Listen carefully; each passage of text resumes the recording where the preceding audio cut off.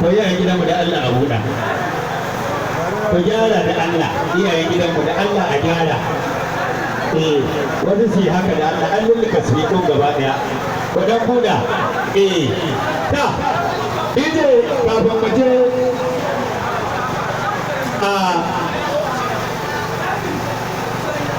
akwai wani kuma kullum da kullum waka muke jiya zan yi waka a kitabun daji yau ma yi gobe ma kuma ina sa ran gobe to gaskiya har yanzu ba na iya ware waka guda ɗaya da ce na fito saboda suna da yawa.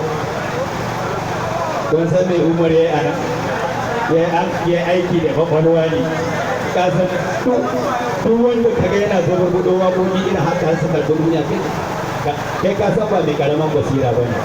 To ma'ana ya ce a gaya muku masoya shi kullum cikin aikin waƙa yake, in ya kwanta waƙa, in ya bacci a mafarkinsa ma za ka je na zano waƙoƙi, nisa za ka ji waƙoƙinsa na da daɗi. Haka in zai tafi zai ci abinci sai ya ga rubutun waka a cikin abincin nan kafin ya fara ci. Yana ku gana cewa Umar ya Sharif ba, ai kun san yadda Sharifi yake? Ai kun san yadda Sharifi yake, to shi ma haka Sharifin waka ne. Ku jan gaya muku. Saboda haka ya ce shi bai ya kai matsayin da a ɓangaren sana'ar waka bai iya bamba yau in yi wannan ya ji mai daɗi. Gobe da ya yi wata zai ji wannan to kaga